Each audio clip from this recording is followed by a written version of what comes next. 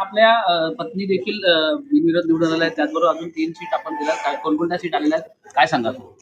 प्रभाग क्रमांक 18 मध्ये जयश्री फाटक, सुगदा मोरे आणि राम रोपळे हे बिनविरोध झालेले आहेत. आणि खरोखरच मी सर्व ज्या अपक्ष उमेदवारांनी फॉर्म भरले होते त्यांनी आमच्यावर विश्वास ठेवून आणि सन्माननीय शिंदे साहेबांवरती विश्वास ठेवून मागे घेतल्याबद्दल मनापासून त्यांचं पण मनापासून अभिनंदन. आमच्या या 18 मधील सर्व जनतेचं मनापासून म्हणजे हा त्यांचा विजय आहे. सर, अजून कोणकोणत्या सीटवरती ठाण्यामध्ये माघार घेण्याची प्रक्रिया सुरू आहे आणि काय वाटतं किती साधारणपणे माघार होतील? नाही, सन्माननीय आमचे नेते शिंदे साहेबांच्या नेतृत्वाखाली ठाणे महानगरपालिकेची महायुतीची सन्माननीय महाराष्ट्राचे मुख्यमंत्री देवेंद्र फडणवीस यांच्या नेतृत्वाखाली महायुतीची इलेक्शन चालू आहे. आणि मला वाटतं जास्तीत जास्त ठाणे महानगरपालिकेच्या माध्यमातून 3, 3:30, 4 वाजेपर्यंत मला हा 10च्या पुढे आकड्याला गेलेला दिसेल असं मला वाटतं. सर्वप्रथम शब्द नाहीये बोलण्यासाठी, तरी सुद्धा हा माझा विजय नसून हा महायुतीचा विजय.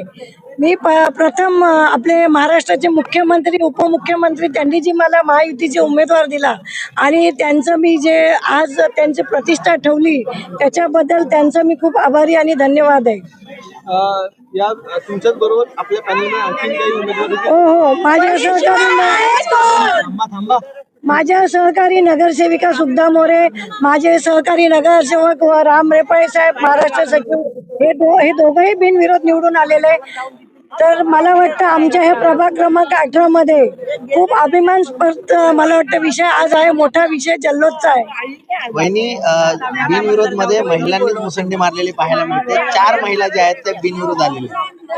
हे आमचं ठाण्याचं वैभव आहे, ते शिंदे साहेबांमुळे आहे. फक्त त्यांनी लाडक्या बहिणीला ज्या योजना प्राधान्य केला आणि आम्ही जे 4 लाडक्या बहिणी म्हणजे प्राधान्य 4 ते 5 मला वाटतं महिला आम्ही निवडून आलेल्या आहेत.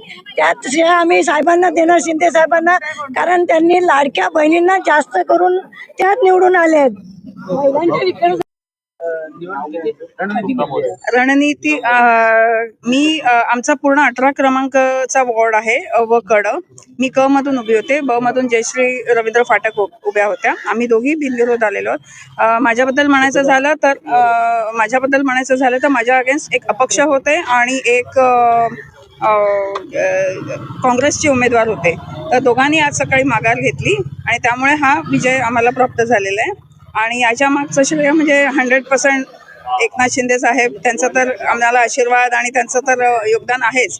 पण माझे यजमान श्री संजय भाऊराव मोरे, त्यांचं माननीय आमचे शिवसेना उपनेते रवींद्र फाटक साहेब आणि माझे तिन्ही आमचे उमेदवार म्हणजे जयश्री वहिनी म्हणा, रामदादा रेपाळे, दीपक वेतकर, आमच्या सगळ्यांचं टोटल कॉन्ट्रीब्युशन आहे हे की मी माझं सांगते की मी बिनविरोध निवडून आले. त्यासाठी माघार घेतली आहे. काय वाटतं आपल्याला, काय बोलणं झालेलं का? कसं आहे ना,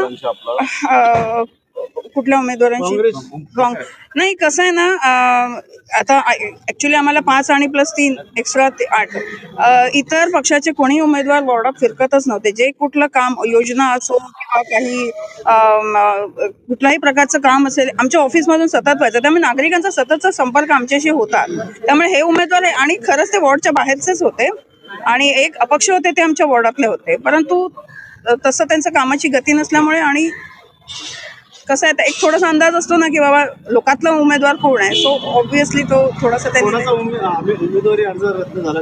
अपक्षाचा एक उमेदवारांचा रद्द झाला आणि एक काँग्रेस उमेदवाराचा, असे 2